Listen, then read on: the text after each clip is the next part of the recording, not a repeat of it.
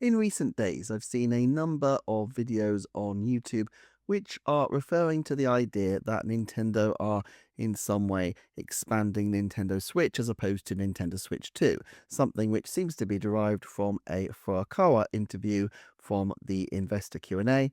And of course, I did cover this in a separate video, but let's just go back and revise the key quote. This was a question from somebody who asked what the background is behind the 60 million units of Nintendo Switch 2 software projected for this fiscal year, and Furukawa said, without, to be fair, being prompted, I believe it is important that we consider how to expand the entire software business, including titles for both Nintendo Switch and Nintendo Switch 2, instead of focusing only on sales of Nintendo Switch 2 software. So I think we need to give some context to this.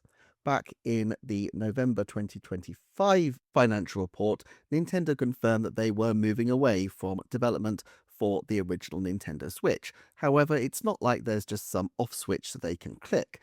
They obviously will have lots of different things in development, and it's quite plausible that there might be many games which could continue to come out for the original Nintendo Switch.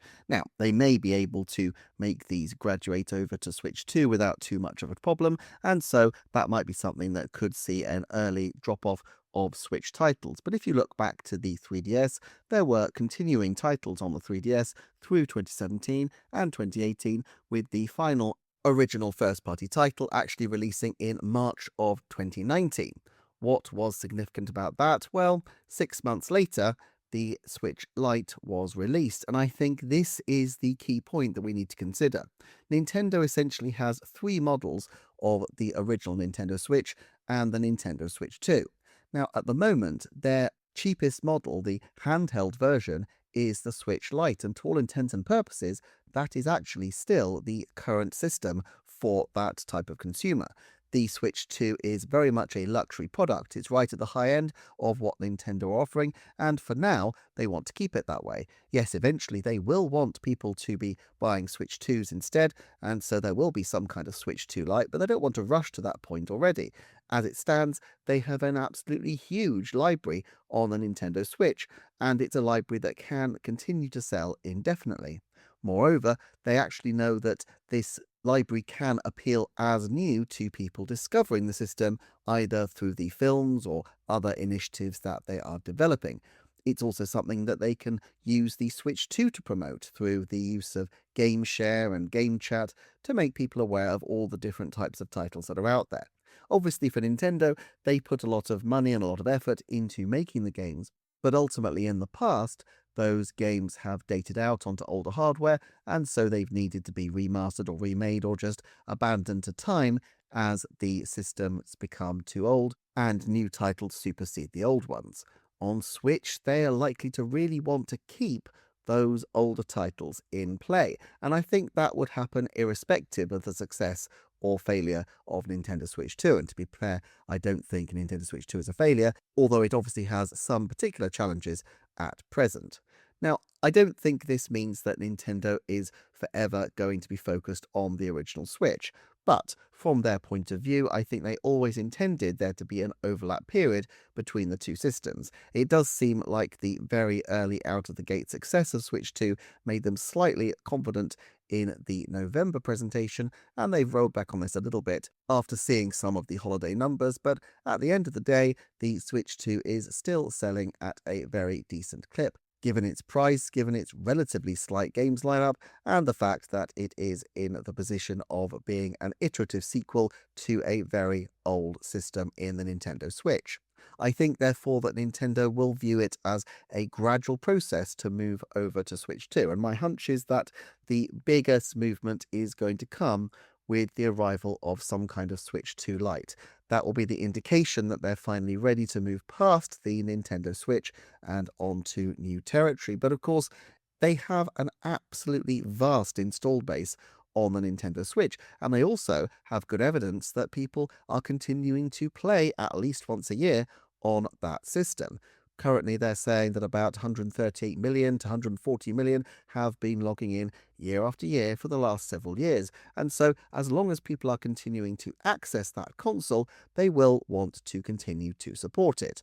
Now, that doesn't mean that they're going to have major big games every single month, and in fact, the titles released for the Nintendo Switch have been fairly slight. If you notice, between March 2025 and October 2025, there was an incredible number of 0 original first-party games. Super Mario Galaxy 1 plus 2 broke the long drought, but since then, of course, they've had some more different titles, including the return of the hit 3DS title Tomodachi Life. Well, Tomodachi Life was able to capitalize on the huge install base and sell very well indeed, as it's a largely casual title with broad audience appeal, particularly in Japan. This is exactly the kind of belt and braces title that Nintendo would have hoped to carry them in sales if the Switch 2 had not been the success out of the gate that they were hoping. And of course, because the systems are backwards compatible, Switch 2 can play Tomodachi Life, and there's every chance that in the future Nintendo will include some kind of Nintendo Switch 2 edition to keep Tomodachi Life players involved. Now, this all ties to something that I've been thinking about and which I might do a full video on at some point, which is the idea that we're really past the point at which these games released and then were cycled out after only a few years, and we're reaching the point where fundamentally these games are generational titles that are going to last and last and last. I think Mario Odyssey will continue to sell throughout the Switch 2 era because it is ultimately going to be available digitally, if not physically, on the new system, and it is very likely that Nintendo will want to keep people on their hardware for the long term, and so we could well see a Switch 3 or successor console also supporting this past library of games. Of course, in the previous consoles, Nintendo have tended to only support backwards compatibility for one generation hence, but things could be very different now, and in any event, the Switch 2 generation doesn't seem likely to be going anywhere anytime soon, given that the costs of this new technology are rising and rising, and that in certain respects the new technology seems to be providing more marginal returns when you consider the slightly slower transition from, for example, PlayStation 4 to PlayStation 5 compared to previous generations. Ultimately, I think it's just the case that Nintendo will continue to be supporting the Switch for quite a long time. Whether that's with brand new games, I doubt. I think we will see a limit to the Switch's new game releases pretty soon, but we could still see things indefinitely in terms of smaller digital releases, and of course Nintendo Switch Online will continue to offer new titles as well, and I'm sure that many of these will be available on the original Switch.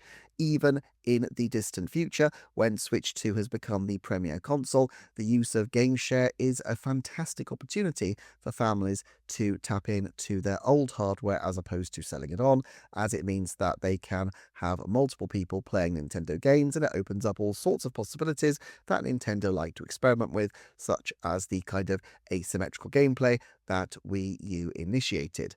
Therefore, I think that this is something that will continue, but ultimately the discussion about it is a little bit overblown, as fundamentally I think they are focused on Switch 2, and that is where their major development sources will come.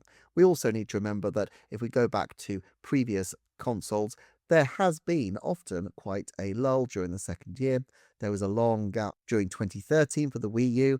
2018 was not an enormously strong year for the Nintendo Switch, and I think by the time we get to the end of next year, and particularly into 2028, my suspicion is that a lot of people will forget that there was ever any doubt about the Switch 2's game lineup. It's just going to be one of those things that disappears into the corners of history as the games that are released become the ones that people identify with the console.